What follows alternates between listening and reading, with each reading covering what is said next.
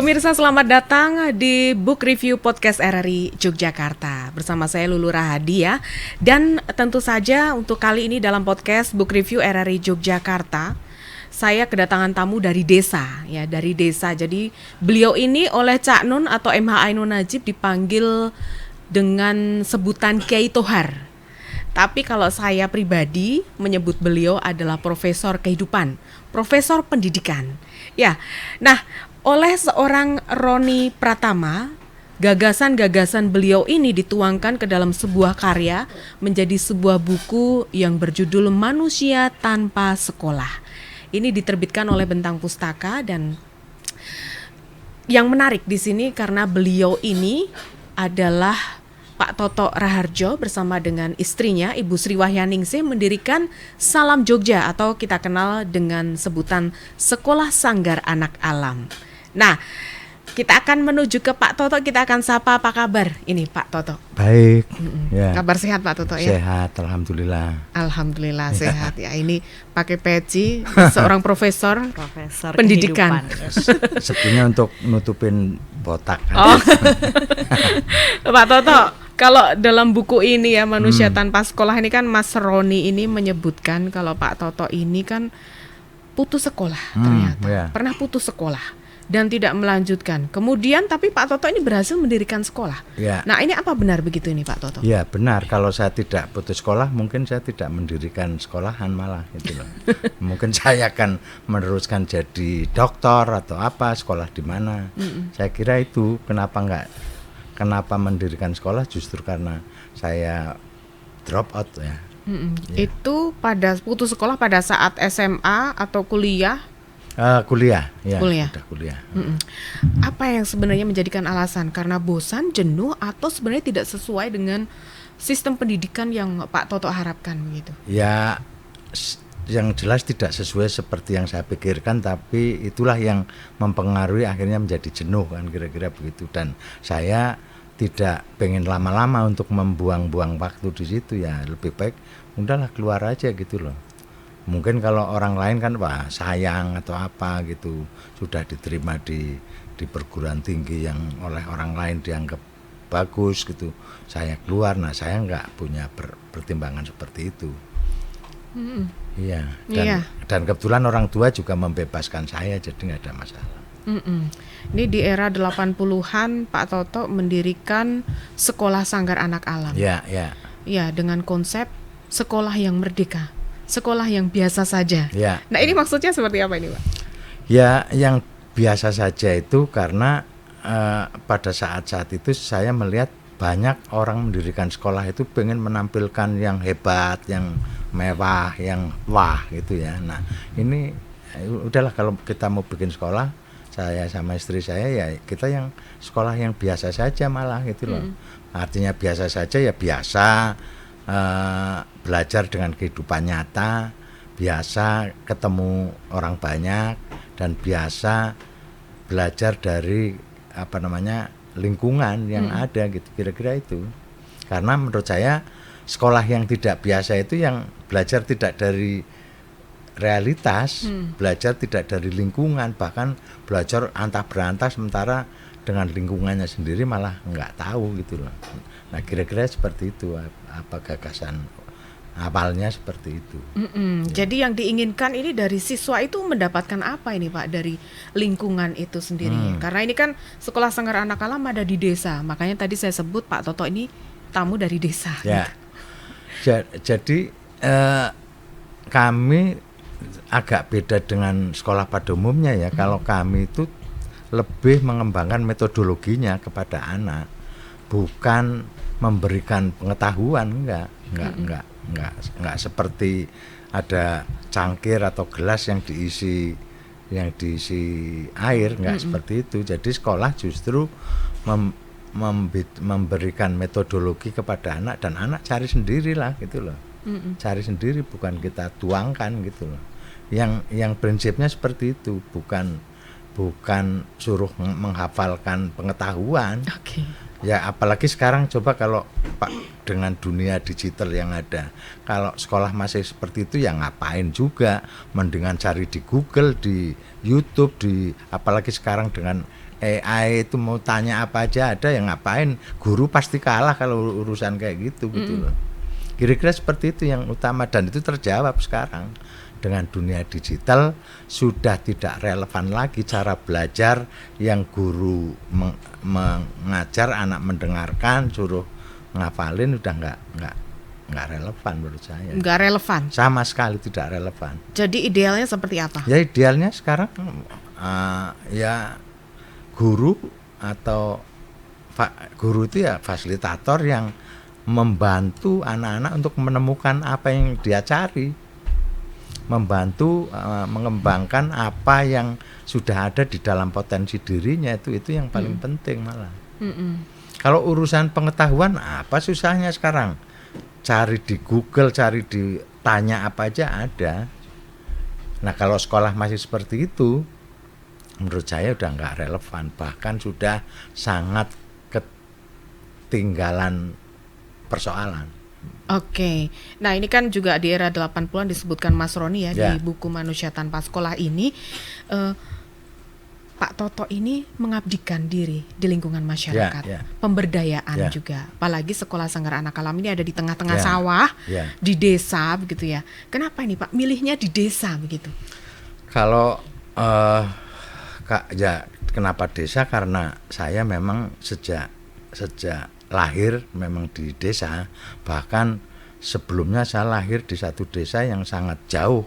Kalau sekarang lumayan lah dekat-dekat dengan kota, kalau yang di awal pendirian sekolah ini ya di desa saya, tempat saya lahir, dan itu benar-benar desa yang belum ada mobil, belum ada listrik pada waktu itu. Dan menurut saya malah justru pada saat-saat itu proses-proses pendidikan itu yang kami maksudkan itu jauh bisa lebih berjalan. Kalau sekarang malah lebih sulit lagi gitu loh. Iya. Karena tadi kalau desa ini karena pilihan tadi ya, komunitas, pilihan belajar dari kehidupan itu lebih nyata gitu. Jadi anak-anak belajar dari kehidupan yang ada di sekitar. Misalnya mungkin bisa dicontohkan nih. Ya kalau dia anaknya petani ya belajar dari tanaman, belajar dari ternak, belajar dari apa saja gitu loh. Bukan anak petani kok disuruh sekolahnya pakai dasi, pakai sepatu, tangannya harus bersih, ya itu petani model apa gitu ya. Itu pasti nanti lama-lama ya dia nggak akan suka menjadi petani. Memang sekolahannya itu sudah menjauhkan dari kehidupan sehari-harinya kok. Nah sekarang kan yang terjadi kan, desa ditinggalkan oleh anak-anak desa karena coba SD di desa-desa, emangnya dia berwawasan perdesaan kan? Enggak, dia pengennya anak-anak seperti jadi anak-anak kota kan, seragamnya pakai dasi, pakai sepatu, pokoknya bersih lah. Petani kan nggak ada yang bersih seperti itu. Kira-kira itu ya. Mungkin di daerah nelayan beda lagi, nggak ada juga gitu loh. Iya. Nah kalau di sini di buku ini juga Manusia Tanpa Sekolah, Pak Toto sendiri ini menggambarkan Bapak ini sebagai tokoh pewayangan Bambang Ekalaya. Ya. Ekalaya atau Ekoloya? Ekalaya. Ekalaya. Ini kenapa ini Pak? Ya sebetulnya saya tidak mengalami seperti Ekalaya yang ditolak oleh pendeta Dorna ya, Kumbayana ya. Saya memperoleh banyak guru malah, tapi menurut saya lebih melihat Bambang Ekalaya sebagai simbol otodidak sebetulnya. Jadi dia yang tadinya mau berguru kepada Dorna akhirnya ditolak, ya sudah dia bikin patungnya Dorna dan dia belajar memanah dengan memandangi patungnya Dorna udah cukup, dan bahkan kemampuannya bisa melebihi Arjuna gitu loh. Itu aja sebetulnya saya melihat ya Bambang Ekalaya ini sebagai simbol otodidak sebetulnya. Otodidak ya, karena Pak Toto ini otodidak, bahkan mendirikan sekolah sampai sekarang juga siswanya sudah banyak yang lulus. Kalau sekarang jumlah siswanya ada berapa nih Mas? Ya jumlah siswanya itu dari awal kita menentukan harus tidak boleh lebih dari 200. Tidak lebih dari 200. Itu usia? Ya dari PAUD sampai SMA. PAUD sampai SMA. Ya. Jadi pokoknya sejumlah itu, karena kalau sudah melebihi itu ya nanti akan berpengaruh ya, pola komunikasinya, relasinya berubah, bahkan kelak menurut saya kalau sekolah sampai ribuan itu saya bayangkan tuh peternakan gitu loh sebetulnya gitu ya. Nah, nggak ada bedanya. Peternakan siswa. Iya. Ya, saya Terus guru yang beternak. Ya, saya tidak pengen membuat peternakan siswa. Baik, ini di sini juga ada Mbak Intan ya. Mbak Intan ini adalah editor dari Bentang Pustaka yang menerbitkan buku Manusia Tanpa Sekolah ini. Mbak Intan, apa kabar? Baik, Mbak Lulu. Iya, senang sekali berada di sini hari ini. Iya, saya senang sekali juga nih bisa ngobrol juga bersama Mbak Intan nih. Mbak Intan, kalau misalnya melihat dari judul kan Manusia Tanpa Sekolah ini sebenarnya yang digambarkan sosok Pak Toto sendiri atau sebuah satir? Oke. Jadi Manusia Tanpa Sekolah ini waktu itu kita mencari penggambaran yang paling sempurna karena buku ini adalah semacam buku biografi pemikirannya beliau ya. Jadi kita harus mencari istilah yang pas untuk menggambarkan Pak Toto itu seperti apa gitu. Dan seperti tadi Mbak Lulu bilang, Pak Toto dikenal sebagai ahli sekolah, profesor kehidupan dan lain sebagainya gitu. Dan kita kemudian mengingat sekolah, oh ya sekolah inilah yang paling sering dikritisi sama Pak Toto sendiri gitu. Karena kalau dalam bayangan masyarakat, ketika kita membicarakan sekolah itu pasti identik dengan institusi. Sekolah, ada sekolah formal, ada sekolah non formal. Itu yang berkali-kali dikemukakan oleh Pak Toto. Kenapa kita membedakan dua hal tersebut gitu. Jadi padahal sekolah itu sendiri sebenarnya kalau kita kembali menyelami pemikiran Pak Toto Raharjo dalam buku ini, itu bagaimana supaya setiap orang itu mencintai ilmu pengetahuan, mencintai eksplorasi gitu. Dan itulah yang dinamakan sekolah. Dan bagi kita semua ya, bagi orang-orang Indonesia pada umumnya ya sekolah itu ya sekolah formal gitu. Makanya kita menyebut ini adalah sebuah buku tentang pemikiran orang yang sangat memahami dunia pendidikan, tapi dia menolak adanya legitimasi sekolah formal. Jadi kami menyebutnya manusia tanpa sekolah. Manusia gitu. tanpa manusia sekolah. Tanpa sekolah. Ya. Nah, ini sebenarnya apa sih yang ingin ditujukan kepada pembaca begitu ya tentang manusia tanpa sekolah ini gitu. Apakah sosoknya Pak Toto, gagasannya Pak Toto begitu atau bagaimana? Ya, kalau dari kami sendiri ketika pertama kali mendapatkan manuskrip naskah ini ya dari Pak Toto dan kemudian dari Mas Ronika Pratama. Mas Roni ini adalah dosen UNY ya, beliau kita ketika membicarakan mengenai Pak Toto ini, kita tidak lagi membicarakan beliau sebagai profil gitu. Pak Toto lahir di mana? Ya meskipun itu ada karena itu membentuk kepribadian beliau ya, atau kemudian Pak Toto itu suka ngopi atau tidak, suka makan apa atau tidak, itu bukan hal yang relevan gitu. Tapi yang kita bicarakan di sini adalah bagaimana kita mendokumentasikan berbagai macam gagasan Pak Toto mengenai desa, gerakan sosial dan pendidikan gitu.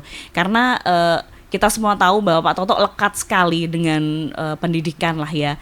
Dan banyak sekali orang-orang para ahli pendidikan yang juga mereferensikan pemikiran Pak Toto gitu.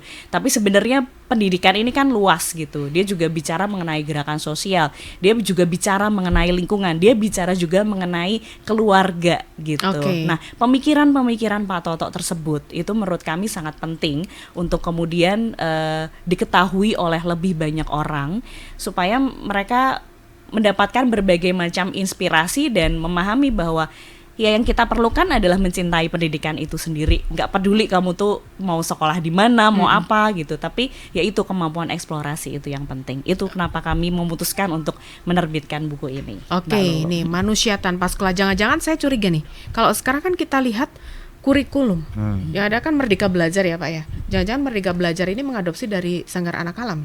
Mungkin ya, karena kami kan sejak tahun 80-an yang jelas mulai tahun 2000 itu secara sistematik kita mencoba memodulasi seluruh pengalaman itu menjadi semacam kurikulum atau modul yang dipakai di Sanggar Anak Alam.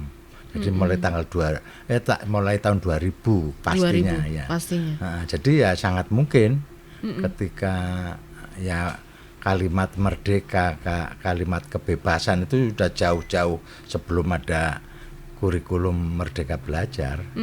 Ya mungkin saja mereka memang terinspirasi dari kami gitu. Oke, nah ini bisa cerita dong Pak ini ya, bagaimana proses belajarnya anak-anak di Sanggar Anak Alam ini? Yang jelas begini, kita melihat bahwa sekolah yang ada selama ini adalah lebih siswa menyesuaikan diri kepada sekolah, bukan sekolah menyesuaikan kepada siswa. Jadi pokoknya siapapun yang masuk ke situ ya harus menyesuaikan dengan apa yang ada di sekolah. Nah, saya meneliti kenapa begitu ya. Nah, maka saya menemukan bahwa mata pelajaran itu sendiri sebenarnya alat untuk penyeragaman tadi, sehingga membunuh apa yang sudah dikasihkan oleh Tuhan tentang bakat, tentang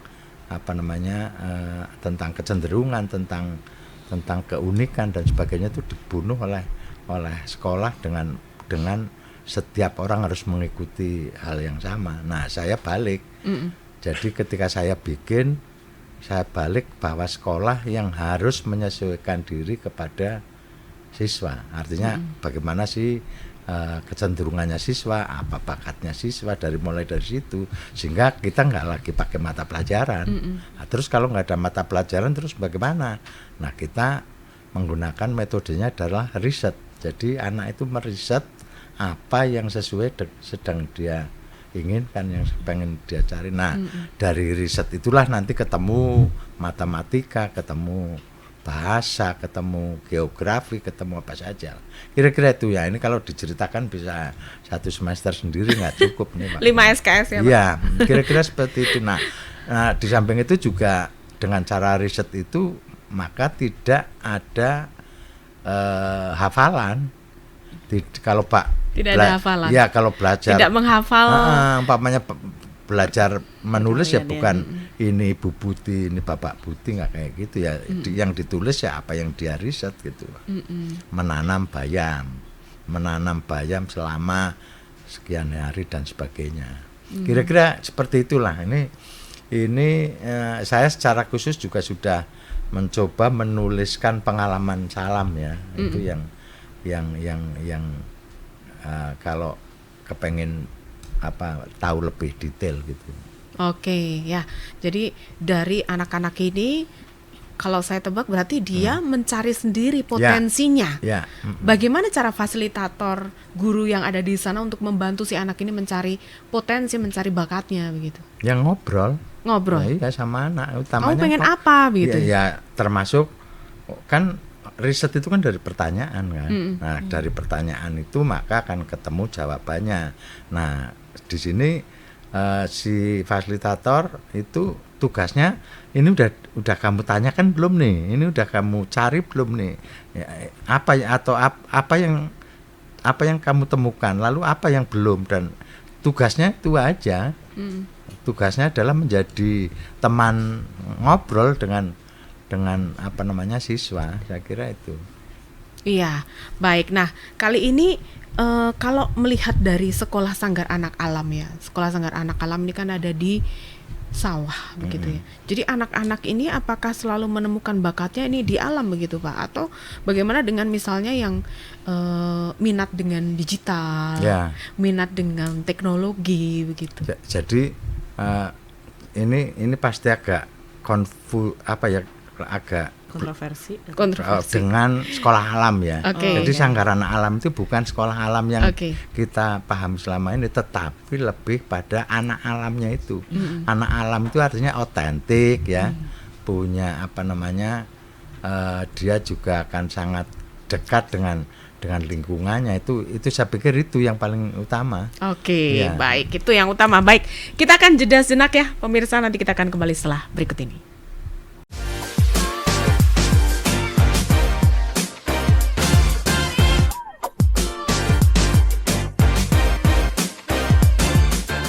Baik, terima kasih pemirsa, Anda masih bersama kami ya dalam podcast Book Review RRI Yogyakarta.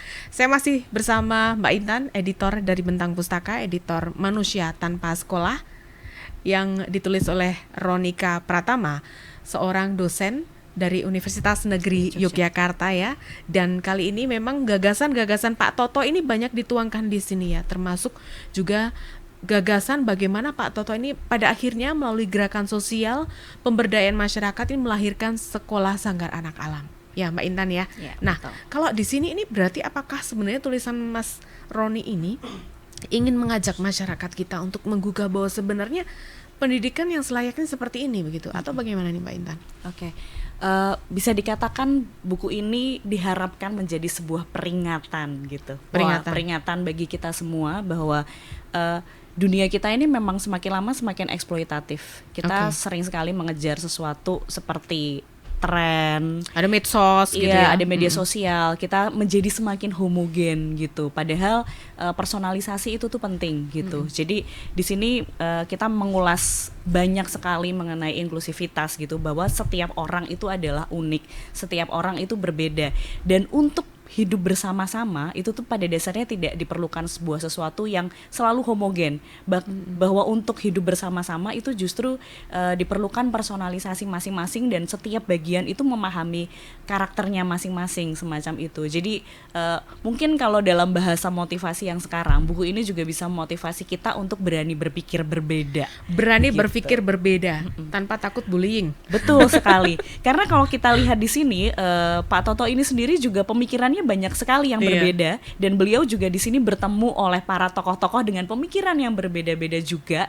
Bahkan di depan di sini kan ditulis pengantarnya oleh MH Ainun Najib ya, Mbah Nun ini juga cerita bahwa beliau kerap sekali berbeda pendapat ya dengan Pak Toto gitu, dan bahkan kadang cukup intens, dan ya sudah tidak ada masalah setelah itu gitu. Itu adalah salah satu yang perlu kita contoh, bahwa tidak apa-apa ketika kamu berpikir berbeda, asalkan kamu memiliki argumentasi yang jelas. Kamu sudah melakukan eksplorasi terhadap pemikiranmu sendiri gitu. Jadi tidak serta-merta untuk ikut tren sana, ikut tren sini gitu. Mungkin kalau di dunia pendidikan sekarang kita sering sekali mendengar istilah bullying atau mungkin overthinking.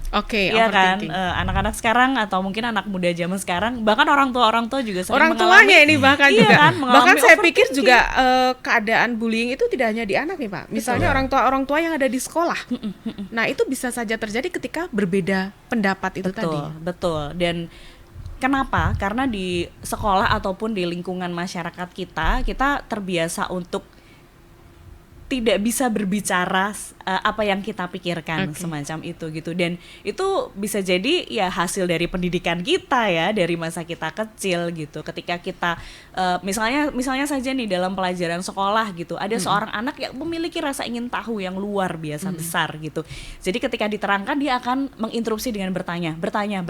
Itu adalah naluri yang sangat sangat alami gitu kan ya buat anak gitu. Tapi kalau pada sekolah-sekolah yang formal pada masa dulu, mungkin sekarang juga mungkin masih banyak terjadi ya Pak, itu sudah tunggu dulu nanti biar ibu terangkan dulu, tunggu dulu biar bapak terangkan dulu gitu. Dan di sini kita melihat bahwa pendidikan adalah sebuah momen untuk merayakan pertanyaan-pertanyaan gitu. Seperti tadi yang disampaikan Pak Toto juga, ya riset itu tuh ya dari bertanya ya Pak, bertanya itu dari eksplorasi. Betul sekali. Berani berpikir berbeda ini ya Pak Toto. Kalau melihat dari Sekolah Sanggar Anak Alam ini, coba mungkin bisa digambarkan bahwa di sana itu sebenarnya dari berbeda-beda juga ya anak-anak ya. Inklusi ya kan? Ada yang anak berkebutuhan khusus ada di sana. Anak dari latar belakang agama, suku yang berbeda juga ada di sana. Nih, bagaimana nih Pak bisa merangkul bersama secara bersama-sama begitu? Ya, kita aja sebetulnya disitulah sebetulnya sekolah itu. Makanya saya tidak menggunakan kata sekolah itu juga karena orang udah kadung kalau mendengar kata sekolah itu ya sekolah itu harus kayak gitu tuh. Makanya bukan sanggar. Saya memilih istilah sanggar itu karena sanggar itu kan pasti masih dilihat sebagai satu tempat yang tidak, sanggar itu satu tempat yang tidak menakutkan, satu tempat yang tidak membuat orang ini malu, harus wah ini pakaian kayak gini pantas apa enggak. Kalau sekolah kan enggak mungkin pakai sandal jepit kan, pasti enggak boleh kan, pamannya kayak gitu. Nah, saya ingin mencoba memulai dari simbol-simbol seperti itu gitu. Nah, ya akhirnya di Salam itu ya orang biasa saja melihat anak rambutnya gondrong, melihat bahkan ada orang tua yang pakai tato. Nah, mungkin kalau di tempat lain udah persoalan gitu. Nah, kira-kira yang utama adalah bagaimana sih komunitas ini juga mampu menciptakan gaya hidup sendiri gitu loh. Karena saya membayangkan dengan cara seperti ini adalah supaya kita tidak lagi menambah follower baru gitu loh. Ini kan sebenarnya yang ada sekarang ini kan orang itu hanya dijadikan follower, pengikut. Gitu. Nah, kalau kita membayangkan di Salam ya orang harus jadi dirinya sendiri gitu menjadi loh. diri sendiri. Iya. Sekarang kita kan semua follower gitu. Wong pakai baju, sisiran rambut aja itu karena mengikuti siapa kok, tren gitu, gitu ya, iya, Pak ya. gitu loh. Nah, kira-kira itu ya salah satu yang kita bangun adalah hal-hal seperti itu, termasuk makanan, termasuk pola hidup. Maka Sanggar Anak Alam tidak ingin mengambil alih haknya keluarga. Maka salah satu syaratnya di Salam adalah keluarga harus terlibat gitu. Keluarga harus terlibat. Iya. Seperti apa ini misalnya? Ya terlibat apapun yang sejak dari perencanaan. Jadi kalau kita ngomong pendidikan kan ada 3 sentra ya. Ini kalau menurut Ki Hajar Dewantoro ya. Jadi sentra pertama adalah keluarga yang utama itu, yang kedua sentranya adalah masyarakat atau komunitas, yang ketiga baru sentra sekolah. Nah, itulah yang disebut pendidikan. Nah, sekarang kalau kita ngomong pendidikan kan selalu pikirannya adalah sekolah gitu loh. Nah, ini udah problem besar nih. Jadi kalau orang yang tidak sekolah dianggap tidak berpendidikan kan gitu kan. Juga sama belajar ini juga sudah diambil alih sekolah. Jadi kalau orang nggak sekolah dianggapnya nggak belajar. Kira-kira seperti itulah. Nah, kami mencoba untuk mulai mendekonstruksi itu sebetulnya.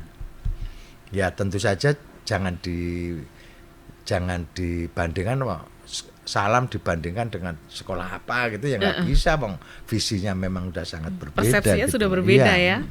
Baik, ini Sekolah Sanggar Anak Alam nih. Dari buku Manusia Tanpa Sekolah ini juga sebenarnya pemikiran-pemikiran Pak Toto kan banyak sekali ya, Mbak Intan ya. Nah, Mbak Intan, kalau menurut Mbak Intan ini sebagai editor, apa nih yang paling menarik nih, Mbak Intan? Hampir semuanya. Hampir semuanya karena tidak bisa dipungkiri bahwa antar bagian dalam buku ini tuh saling merajut atau saling berkelindan kayak gitu. Ketika kita membicarakan soal desa, kita juga sekaligus membicarakan soal pendidikan. Ketika kita bicara soal pendidikan, kita juga bicara tentang masyarakat. Ketika kita bicara tentang masyarakat, kita juga bicara mengenai gerakan sosial gitu. Jadi semua hal yang dituliskan Mas Ronika Pratama dalam buku ini itu memang saling berkelindan dan mampulah mungkin tahap pertama untuk mendekonstruksi pemikiran kita bahwa ya itu tadi, apa itu pengetahuan yang sesungguhnya gitu. Dan Pak Toto ini kan juga beberapa kali mengutip para tokoh-tokoh sosiologi ya gitu ya, karena ya saya juga dipengaruhi oleh banyak orang juga artinya pikiran saya juga jangan dianggap ini murni dari yang enggak lah. Saya juga dipengaruhi oleh banyak tokoh yang lain juga. Iya, karena juga otodidak ini tadi ya. Betul. Ini juga digambarkan berbagai macam tokoh-tokoh misalnya seperti Selo Sumarjan atau Freire gitu. Semua hal yang dibaca oleh Pak Toto juga dibahas di buku ini beserta intisarinya gitu. Jadi kita kemudian bisa memahami bahwa ternyata Pak Toto kemudian mendapatkan pemikiran seperti ini, itu tuh akarnya dari sini gitu. Dan itu sebenarnya membuat kita sebagai pembaca ingin ikut menelusuri jejak yang sama bahwa kita perlu untuk membaca sebanyak mungkin. Setelah membaca kita juga perlu menganalisisnya, terus kemudian mencari apa yang tepat untuk kita praktekkan gitu. Jadi nggak serta-merta di sini kan nggak serta-merta Pak Toto baca Freire terus langsung dibikin seperti itu gitu. Tapi beliau mengalami berbagai macam refleksi juga ya Pak ya, untuk dilihat di sekitar ini tuh yang cocok untuk diterapkan tuh seperti apa gitu. Iya, kalau dari Sanggar Anak Alam ini apakah memang semua anak pada akhirnya merasa pas Pak dengan potensinya begitu yang ditemukan? Karena menemukan diri sendiri ya kan Pak di sana. Ya, jangan membayangkan Sanggar Anak Alam itu ya lurus-lurus saja, enggak juga, karena orang-orang Sanggar Anak Alam ini juga produk dari sekolah-sekolah yang mainstream juga. Jadi ya biasalah, sehari-hari juga pasti akan ketemu problem-problem yang sebetulnya problem yang biasa-biasa saja seperti pada umumnya orang juga. Nah, saya pikir itu, tapi yang jelas kita ingin membawa bahwa orang Salam itu harus harus mampu menjadi dirinya sendiri. Maka nggak ada cara lain. Kalau kita ngomong perubahan ya harus mulai dari keluarga. Makanya basisnya keluarga di Salam. Maka saya menyebut juga Salam adalah sekolah keluarga. Sebenarnya itu yang intinya di situ. Sekolah keluarga. Di situ orang tua pun juga terlibat dari awal prosesnya ya. Ya, dari anak-anak ini, dari pendidikan yang ada di Indonesia. Kalau sekarang ini kita sudah menganut merdeka dalam belajar. Nah, kira-kira nanti bisa terwujud nggak Pak seperti gagasan-gagasan Pak Toto ini gitu ya, dari merdeka, kurikulum merdeka belajar ini? Ya, kita harus tahu ya bahwa feodalisme di Indonesia ini masih hidup subur juga ya. Feodalisme jangan hanya dibayangkan dulu hanya di keraton, enggak, sekarang ini udah metamorfose ke dunia pendidikan, ke agama dan sebagainya. Dan saya kira anasir itu yang membuat orang sulit untuk mencapai kemerdekaan sebetulnya. Karena tadi ini ada orang yang lebih tua, bukan berarti orang enggak menghormati dengan tunduk, itu berbeda kan. Kalau saya menghormati orang yang lebih tua itu ya karena saya mau menghormati, bukan karena saya takut atau bukan karena saya apa gitu. Nah, kira-kira ini menurut saya dunia pendidikan itu menghadapi itu gitu loh. Kalau kita ngomong merdeka dalam dunia persekolahan ya, saya ingat kata-kata Ki Hajar Dewantara yang sangat, menurut saya sangat pas sekali, bahwa semua orang itu guru, semua orang itu murid, dan semua tempat itu sekolah. Itu menurut saya menggambarkan tentang bagaimana membangun kemerdekaan itu. Sekarang saya pengen tanya, apakah profesor mau jadi bukan jadi sumber pengetahuan, dia juga mau menjadi siswa? Belum tentu mau gitu. Nah, itulah feodalisme yang saya maksudkan itu. Jadi masih, menurut saya merdeka belajar masih butuh perjuangan yang masih butuh panjang, perjuangan yang panjang. Ya, mungkin ganti menteri lagi nanti. Baik, Pak Toto, ini penutup ya. Ya. Pesan dong Pak untuk anak-anak Indonesia, anak-anak sekolah. Ya, pesannya cobalah mulai sekarang ini arena atau media belajar itu banyak banget gitu ya. Jadi udahlah kalian jadi dirinya sendiri ya, nggak usah jadi dirinya orang lain. Nanti musim K-pop ya kepengen seperti K-pop, musim apa, enggak lah, udah jadi dirimu sendiri. Karena menurut saya yang utama ini juga untuk menentukan bagaimana berdaulat pada selera dirinya sendiri, itu aja berat sekali. Nah, cobalah cari itu mumpung masih panjang hidupnya gitu. Baik. Jangan lagi terlalu banyak ini bagus nggak ya menurut orang lain, dan itu harus mulai percaya dirinya di situ. Percaya diri, menjadi diri sendiri. Ya. Baik, terima kasih Pak Toto, Mbak Intan untuk bincang-bincang kita dalam podcast Book Review RRI Yogyakarta, dan selamat menjadi diri sendiri. Sampai jumpa di podcast edisi yang lain.